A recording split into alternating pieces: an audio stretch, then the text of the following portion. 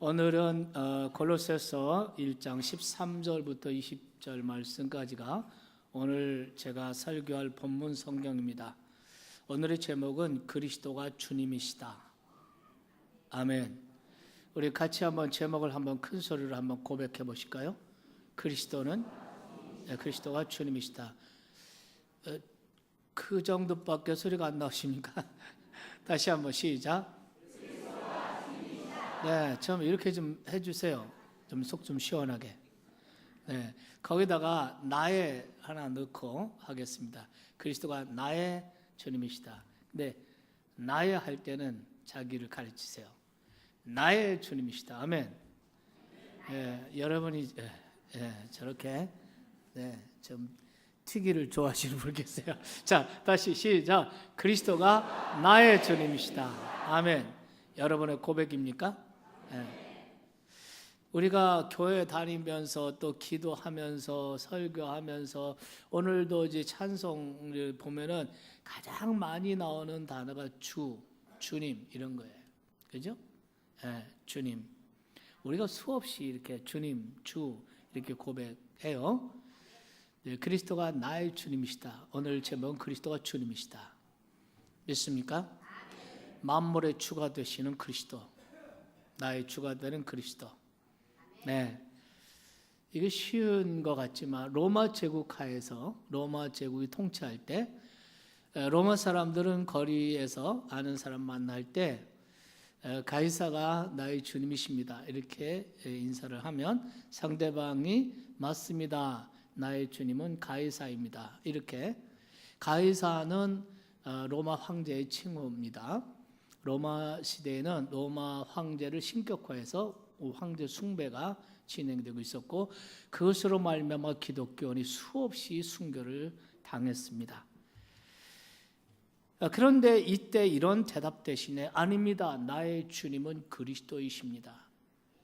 이렇게 고백할 경우 그 사람은 화형을 당하든지 콜로세움에 던져서서 맹수의 밥이 되는 신세가 되었습니다. 실제로 그것 때문에 수많은 그리스도인들이 핍박을 받고 죽임을 당했습니다. 다시 말하면 이 박해 시대의 초대교회 기독교 초기에 그리스도인들은 이 고백을 자기 목숨을 담아서 목숨을 걸고 이 고백을 한 것입니다. 그리스도가 나의 주님이시다. 깨달아지면 아멘 합시다. 예수 그리스도의 주되심, 이것이 골로새서 전체의 핵심 메시지입니다. 이런 기조를 가장 잘 담고 있는 구절이 2장 6절입니다. 2장 6절을 보시겠습니다. 그러므로 너희가 그리스도 예수를 주로 받았으니 그 안에서 행하되 그 안에서 뿌리를 내리고 이런 말씀이에요. 너희가 그리스도 예수를 주로 받았다. 여러분, 우리가 예수를 믿는다는 의미가 무엇입니까? 그것은 예수 그리스도 예수님을 내 인생의 나의 주인으로, 주님으로 받아들였다는 것입니다. 이런 인격적인 결단, 인격적인 변화가 있는 것입니다. 지금부터 나의 주님은, 내 인생의 주인은 바로 그리스도 예수님 당신이십니다. 아멘. 나의 주인이 가이사가 아닙니다. 나의 주인이 만몬이 아닙니다. 나의 주인이 에고, 나 자신이 아닙니다. 나의 주님은 그리스도이십니다. 우리가 주님 그런 거, 주님이라는 말을 제일 쉽게 마음에 와닿게 우리 한국말로 번역하면 주인이란 뜻입니다. 주님은 내 주인이십니다. 옛날에 지금도 뭐 그러실지 모르지만 하여튼 우리 옛날 봉건 시대 이렇게 보면은 어떻게 했습니까? 우리가 자기 남편을 자기 주인이라고 저희 집 주인이 이렇게 말하지 않습니까?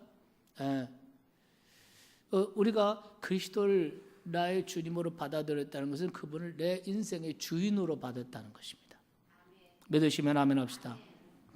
오늘 본문 성경을 이렇게 제가 검토해 보니까 이 본문 속에 우리가 읽은 이 성경 속에 예수 그리스도의 주권적 사역을 설명하는 아주 중요한 단어들이 있습니다. 첫째, 14절에 보면 속량이라는 단어가 있어요. 전에 성경은 이것을 구속이라고 그랬습니다. 속량. 그 다음에 16절 보면 창조. 그 다음에 17절에는 이런 단어는 있지는 않지만 만물이 그 안에 함께 있다. 만물이 그 안에 함께 섰느니라 하는 이 말씀에서 유추될 수 있는 단어가 섭리라는 단어예요. 그리고 18절에서 교회. 이 네 단어가 그리스도의 주 되심을 설명하는 아주 대단히 중요한 단어입니다. 왜 그리스도가 우리의 주님이신가? 어떤 근거 속에서 예수 그리스도가 우리의 주님이시라고 말하는가라는 것을 오늘 성경은 밝혀주고 있습니다.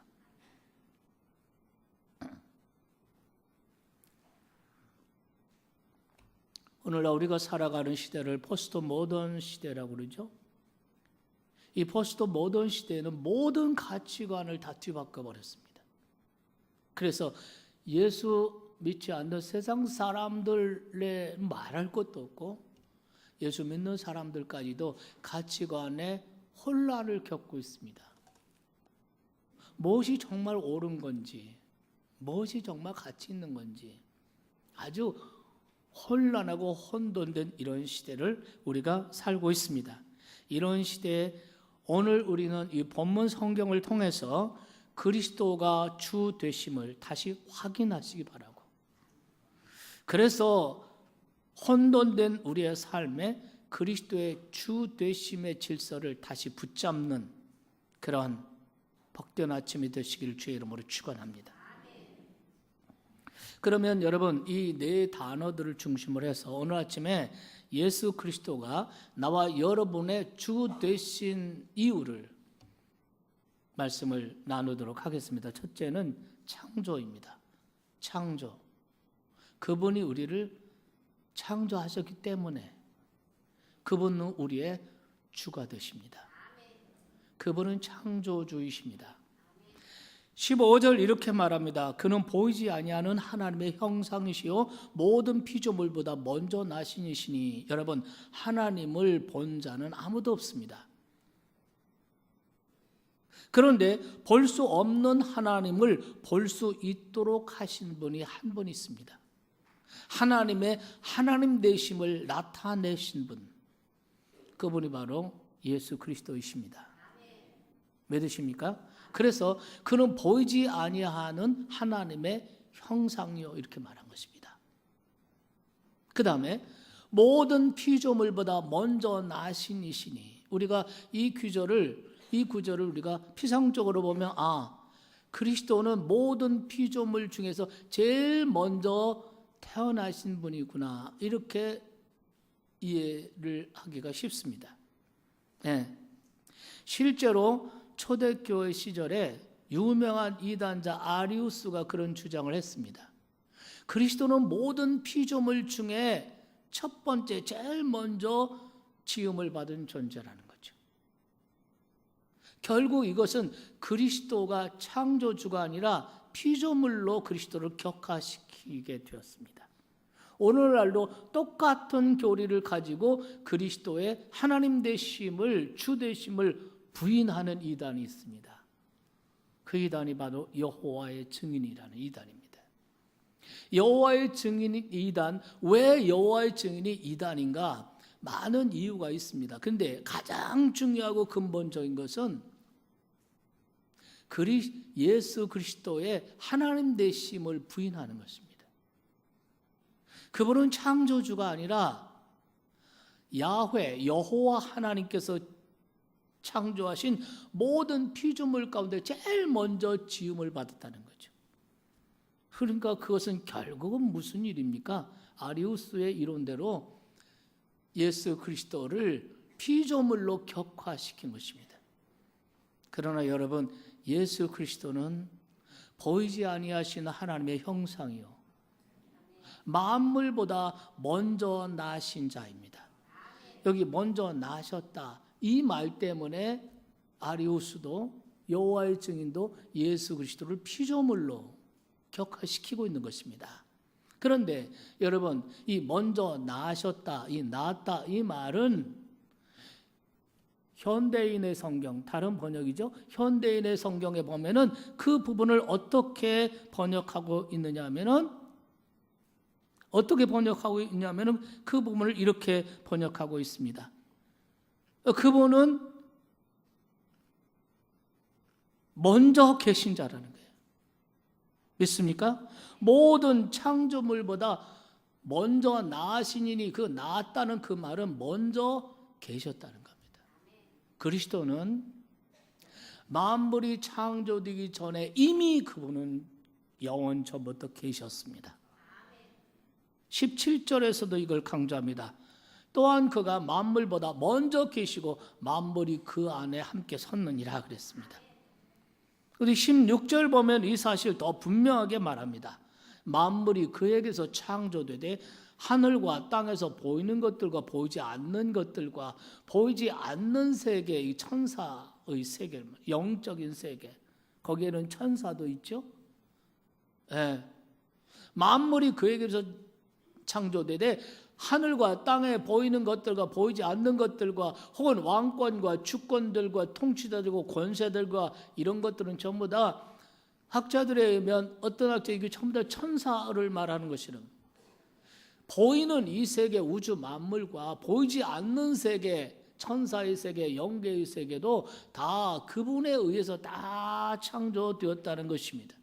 그래서 마지막에 밑줄 큰 부분 같이 읽어봐요. 만물이 다 그로 말미암았고 그를 위하여 창조되었고. 믿으시면 아멘 합시다. 만물이 다 그로 말미암았어요. 그리스도는 제1 원인이십니다. 그분에 의해서 모든 것이 지어지고 창조지고 만들어지고 존재하게 된 줄 믿으시기 바랍니다. 만물이 그에게로 말미암았고 그 만물 속에 여러분과 내가 들어있습니다. 따라서 그분이 나의 창조자이십니다. 그분이 나를 만드셨습니다. 여러분, 우리가 왜 예수를 믿습니까? 예수가 훌륭한 설교를 해서 예수를 믿습니까? 예수가 기적과 표적을 행해서 예수를 믿는 것입니까? 여러분이 예수가 인류의 4대 성년이니까 존경할 만하니까 예수를 믿는 것입니까? 물론 그럴 수 있습니다. 중요한 것은 그분이 창조주, 그분이 만물의 창조주시라는 사실 때문입니다. 여러분 깨달아지면 아멘 합시다. 그렇기 때문에 그분이 나를 창조하셨습니다. 그래서 그분이 나의 주님이십니다. 그래서 그분이 여러분의 주인이십니다. 여러분의 주인이 가이사가 아닙니다. 여러분의 주인이 맘몬, 돈신, 맘몬이 아닙니다. 여러분의 주인은 여러분의 에고, 자아가 아닙니다. 여러분의 주인, 나와 여러분의 주인은, 이 세상의 모든 인생의 주인은 그리스도이십니다. 두 번째로는 속량 때문입니다. 그분이 우리를 속량하셨습니다. 14절을 보겠습니다. 그 아들 안에서 우리가 속량 곧 죄사함을 얻었도다 그랬어요. 이 속량이라는 말은 대가를 지불하고 사서 원상 상태로 회복시켰다는 뜻입니다. 그러면 우리는 본래 어떤 상태에 있었습니까? 13절에서 말씀하시듯이 뭐라고 되어 있습니까? 흑암의 권세에 묶여 있었다고 그랬습니다. 여러분, 우리 인간의 삶 가운데 방황과 절망과 고통과 저주로 얼룩져 있는 것은 무엇 때문입니까? 흑암의 권세가 우리를 묶고 있기 때문인 것입니다. 그런데 우리가 어느 날 복음을 듣고 마음의 감동을 받고 복음을 듣고 예수 그리스도 앞에 나와서 그분을 나의 구주로, 나의 하나님으로 받아들이는 그 순간, 그때 그분께서 우리를 흑암의 권세에서 풀어 자유케 하시고 흑암의 권세에서 건져서, 믿습니까? 하나님의 백성의 자리로 옮겨 주셨습니다. 이것이 바로 예수님께서 말씀하신 요한복음 5장 24절의 의미입니다. 요한복음 5장 24절, 내가 진실로 진실로 너에게 말한다. 내 말을 듣고 나 보내신 이를 믿는 자는 영생을 얻었고 생명의 심판에 이르지 아니하나니 사망에서 생명으로 옮겨졌느니라. 자리 옮김의 역사가 일어났어. 사망에서 생명으로 옮겨졌느니라. 물론 이 자리 옮김의 과정에서 반드시 먼저 하나님께서 어떤 조치를 취하셨습니다. 그 조치가 바로 죄사함이라는 조치입니다. 왜냐하면 죄를 가지고는 영생에 이를 수가 없고 죄를 가지고는 하나님의 백성이 될 수 없기 때문입니다. 죄인은 먼저 죄를 용서받아야만 됩니다. 그래야 사망에서 생명으로 옮겨지는 자리 옮김의 역사가 일어나는 것입니다. 그런데 성경은 인간의 죄를 속하는 죄사함의 유일한 방법은 대신 피를 흘리는 것이라고 성경은 말합니다. 이것이 히브리서 9장 22절의 말씀입니다. 피 흘림이 없은즉 사함이 없느니라. 이 진리를 구약의 제사법에서 계속 하나님이 계시하여 주십니다. 이스라엘 백성들이 죄사함을 얻기 위해서 속죄제를 드릴 때 양을 잡아서 그 피를 받아가지고 그 제단에 그 피를 뿌립니다. 그래서 죄사함에 이 속죄 제사를 드립니다. 그것은 하나의 그림자입니다. 하나의 어떤 그 메시지입니다. 히브리 사람들은 이 피를 단순한 피라고 이렇게 생각하지 않고 피는 생명이라고 생각했습니다. 이 성경이 히브리 사람들 히브리 말로 기록되어 있잖아요. 그렇기 때문에 우리가 히브리 사람들의 피라고 할 때 히브리 사람들은 피를 어떻게 생각하느냐 하는 게 굉장히 중요합니다. 그건 바로 생명을 의미하는 것입니다. 다시 말해서 인간의 죄는 생명을 통해서만 속량할 수 있다는 것입니다. 그래서 창조주이신 성자 하나님, 창조주이신 성자 하나님께서 혈과 몸을 입은 인간으로 이 땅에 오셔서 십자가에서 우리의 죄의 값을 대신해서 자기의 피와 자기의 생명을 버려주셨습니다. 그것이 예수님께서 지불하신 대가입니다.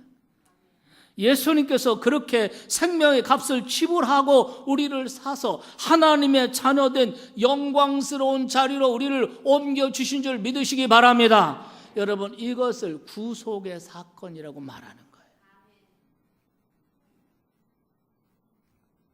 그래서 그리스도는 구속의 주님이십니다. 그분이 우리를 창조하셨을 뿐만 아니라 우리를 구속하시고 우리를 속량하셨습니다. 이 두 사건을 아름답게 조화시킨 유명한 성경적 선언 가운데 하나가 이사야 43장 1절입니다. 보시겠습니까? 야곱아, 여기 야곱아, 이스라엘아, 이것은 구원받은 선택받은 하나님의 백성들을 지칭하는 것입니다. 야곱아, 너를 창조하신 여호와께서 이스라엘 너를 지으시니가 이제 말씀하시니라. 여러분, 하나님께서 그분이 나를 창조하시고 나를 지으셨습니다. 그리고 이렇게 말합니다. 너는 두려워하지 말라. 내가 너를 구속하였고 값을 치르고 샀다는 것입니다. 내가 너를 구속하였고 내가 너를 지명하여 불렀나니 너는 내 것이라. 내가 너를 창조하였다. 내가 너를 내 손으로 지었다. 내가 너를 값을 주고 너를 샀다. 그러므로 넌 내 것이다. 여러분, 이것이 얼마나 놀라운 선언입니까? 여러분, 그렇기 때문에 하나님께는 우리가 얼마나 소중한 존재인지 모릅니다. 내가 하찮은 존재가 아닙니다. 내 인생, 나라는 존재가 하찮은 존재, 잘못 태어난 존재, 없어도 아무 상관없는 존재가 아니라 나는 하나님께 너무나 소중한 존재.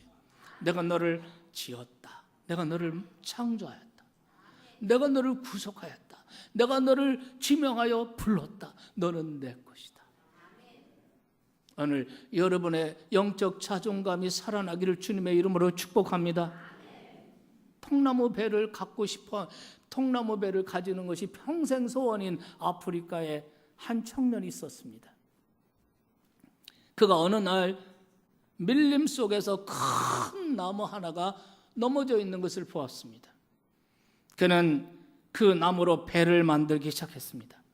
통나무를 자르고 그리고 다듬고 파고 있는 작업에 여러 달 동안 정성과 땀을 쏟은 끝에 아주 멋지고 훌륭한 통나무 배를 만들게 되었습니다. 그것은 그가 직접 만든 그의 창조품이었습니다. 그는 애착을 가지고 얼마나 좋아했겠습니까? 그 배를 타고 강을 건널 때, 그 배를 타고 저 하류로 혹은 상류로 이동하면서 이것저것 할 때 그는 정말 너무나 기분이 말로 표현할 수 없이 좋았습니다. 그러던 어느 날 밤에 매우 심한 폭우가 쏟아졌습니다. 아침에 일찍 나가보니까 자기 집 앞에 메어있던 그 배가 사라졌습니다. 물이 너무 넘쳐서 그만 그 배가 흘러내려간 겁니다. 포기할 수가 없었습니다. 자기가 그렇게 갖고 싶었고, 그리고 자기가 통나무를 자르고 다듬고 깎고 파내고 잊고 해서 만든 자기 작품이었습니다. 포기할 수가 없었습니다. 드디어 이 청년이 그 배를 찾아 길을 떠납니다.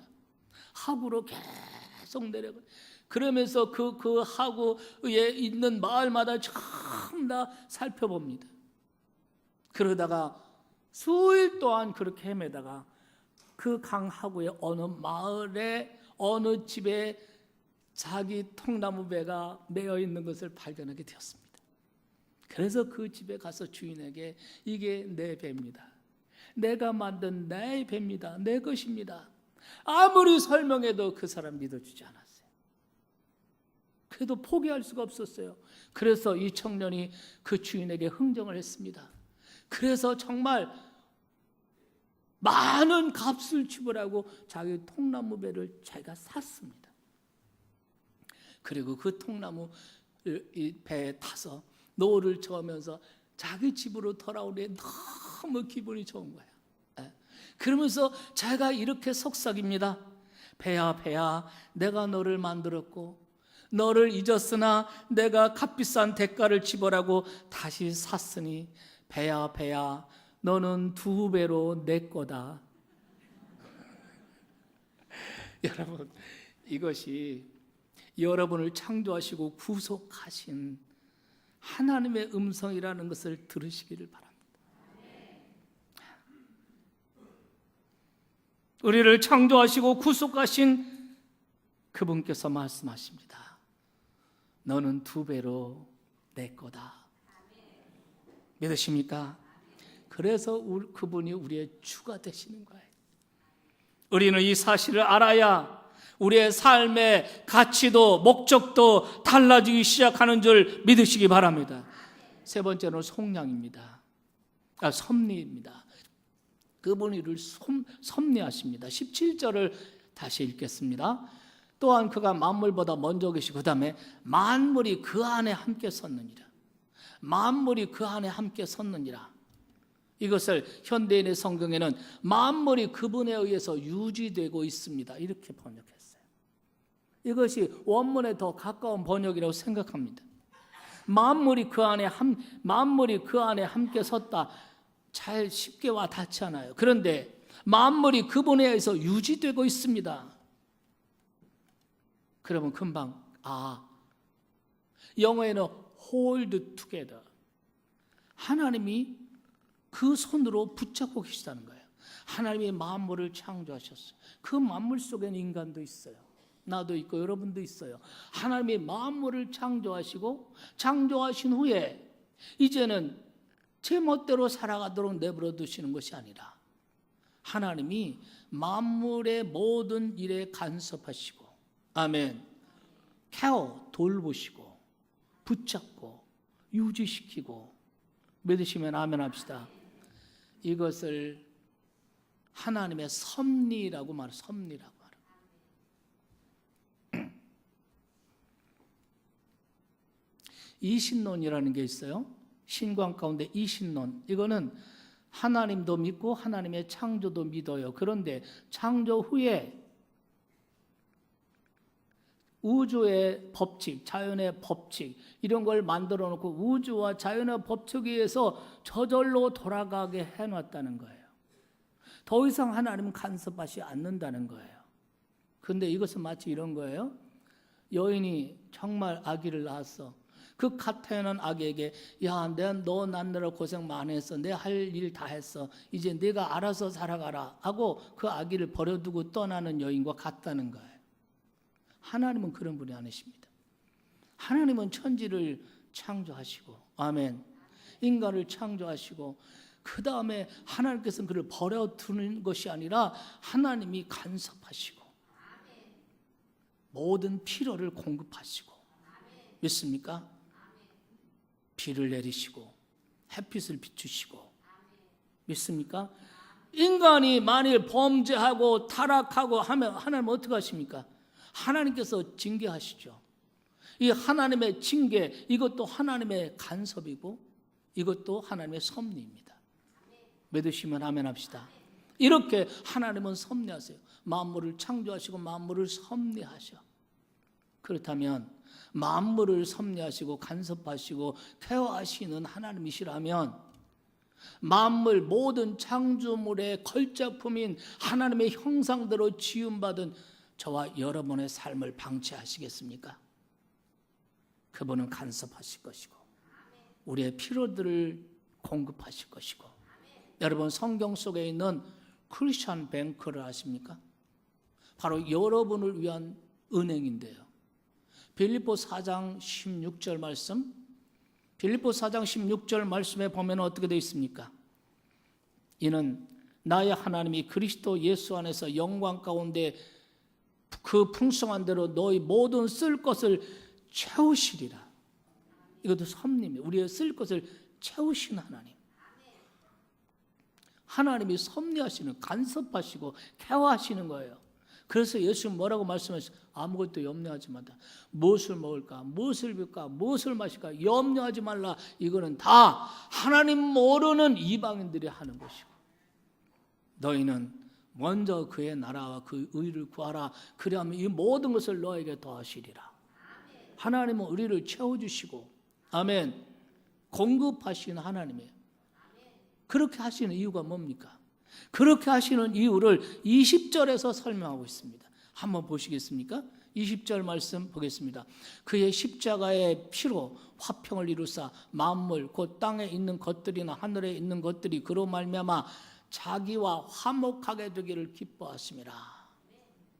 여러분 하나님께서 피조물인 만물인 우리를 간섭하시고 케어하시고 그래서 모든 공급하는 것을 공급을 필요들을 채워주시는 그렇게 하시는 이유가 무엇인가? 그것은 바로 20절에 말씀하셨듯이 그분의 일을 하기 위함이라는 거예요. 그분의 일이 뭡니까? 그분의 일이란 20절에서 말씀하고 있죠. 세상을 하나님과 화목시키는 일이에요. 세상을 하나님과 화목시키는 일인 것입니다. 그래서 우리는 이 충만함을 가지고 세상에 나가서 복음을 전하는 것입니다. 복음 전도를 통해서 세상과 하나님 사이에 화목의 다리를 놓는 것입니다. 그런 인생을 살아갈 때 우리의 인생도 우리의 일터도 우리의 사업장도 모두 다 복음 전도의 영광스러운 도구가 되는 것입니다.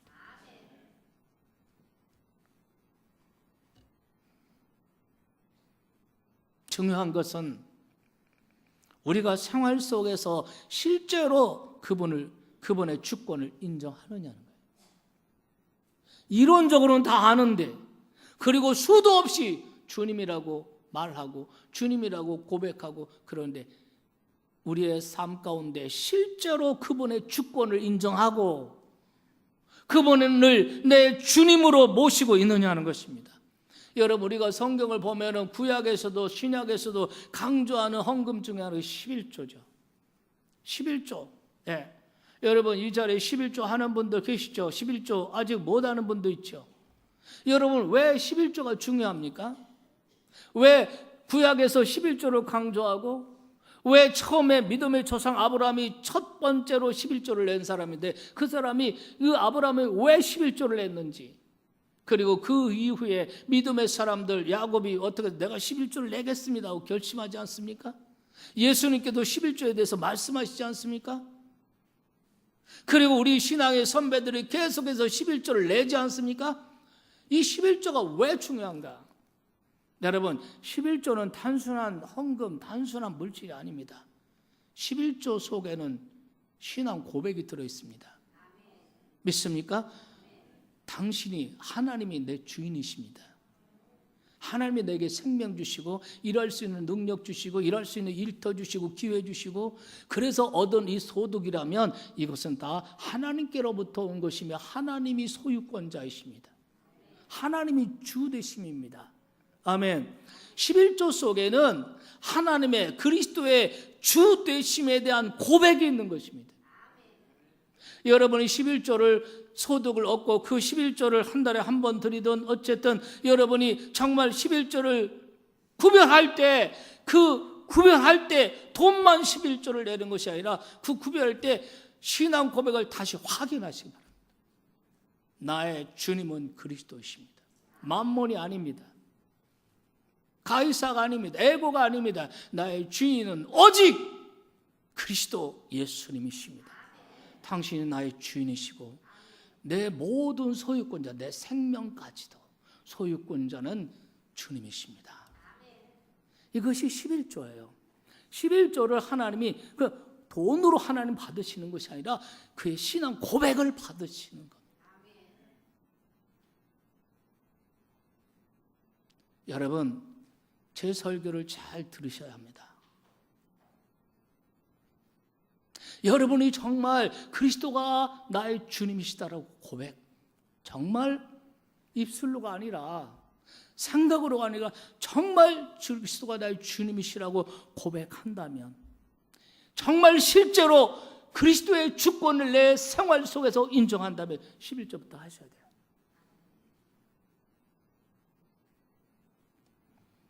오늘날 세계에서 가장 돈이 많은 부자 가운데 한 사람이 빌 게이츠입니다. 그분의 재산은 미국 돈으로 한 500억 달러, 우리나라로 50억 조가 넘죠. 그런데 지금까지 그분이 하나님의 일을 위해서, 불우한 이웃을 위해서 쓴 돈이 약 300억 달러라고 합니다. 몇 년 전에 그분이 그 기자회견한 거 신문에 나왔는데 이런 내용입니다. 자기가 이 세상 떠나기 전에, 하나님 앞에 가기 전까지 자기의 재산 95%를 하나님의 영광을 위해서, 어려운 이웃들을 위해서, 아프리카의 말라리아 퇴치를 위해서, 에이즈 퇴치를 위해서 쓰겠다는 거예요. 그리고 5%만이 자기 후손에게 물려주겠다. 여러분, 그 엄청난 재산을 그렇게 자선을 위해서 아낌없이 내놓을 수 있는 힘이 어디 있습니까? 우리는 정말 얼마 돈, 보통 사람들 얼마 자기 재산에서 얼마 떼가지고 내는 거 10분의 1, 11조 내는 거 덜덜 떨고 힘든데, 도대체 어떻게 그분은 그 엄청난 돈을 아낌없이 자선을 위해서 내놓을 수 있는 힘이 어디서 나오는 겁니까? 그 힘이 많이 배워서 나오는 겁니까? 재산이 많으니까 그렇게 할 수 있는 것입니까? 실제로 그렇습니까? 안 그렇습니다. 만물의 주인이 그리스도이시며, 아멘. 이 모든 것의 소유권자는 그리스도이시며 이 모든 것은 주님의 것입니다. 이 신앙 때문에 아낌없이 자선을 할 수가 있었던 것입니다. 그분의 전기를 보면은 그 어머니가 믿음이 너무나 독실한 분이에요. 그래서 이 빌 게이츠가 소년 때 11살 때는 그 어머니가 그 산상수훈, 마태 5장, 6장, 7장 이게 다 산상수훈 아닙니까? 이 산상수훈을 암송하게 했다. 그 암송하는 가운데 한 귀절이 이 소년의 마음에 확 들어왔어요. 그 말씀대로 내가 살겠다. 그것이 누가복음 6장 35절 말씀이에요. 38절 주라 그리하면 너에게 줄 것이니 곧 후이 되어 누르고 흔들어 넘치도록 하여 너에게 안겨주리라. 너희가 헤아리는 그 헤아림으로 너희도 헤아림을 도로 받을 것이다.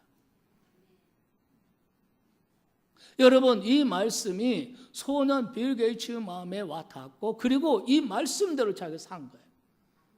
모든 것은 그리스도가 주인이시고 그분이 소유권자이시다. 그런데 제가 그 얘기 들어보니까 빌 게이츠보다 믿음이 더 좋은 사람이 그분의 아내가 또 그렇게 믿음이 좋다고 합니다. 여러분의 삶 속에, 여러분의 생활 속에 실제로 여러분은 그리스도의 주권을 인정하십니까?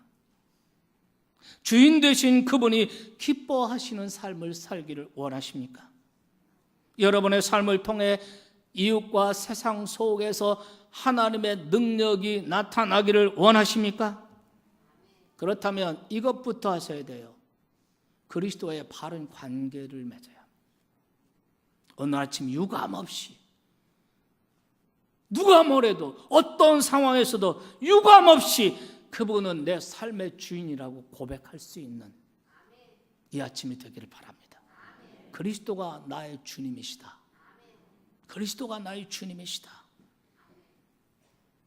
그리고 그분에게 여러분의 인생과 여러분의 가정과 가족들, 여러분의 모든 것을 그분에게 맡기십시오. 그렇게 할 때 그분이 질서를 세워주실 것입니다. 목적을 주실 것입니다. 그분이 치료하실 것입니다. 그리스도가 주님이시다. 그때부터 어그러지고 방황하는 삶이 회복될 것입니다. 그리고 그분의 충만함이 여러분의 인생 가운데 임할 줄 믿습니다. 옆 사람과 다시 한번 고백합시다. 그리스도가 나의 주님이십니다.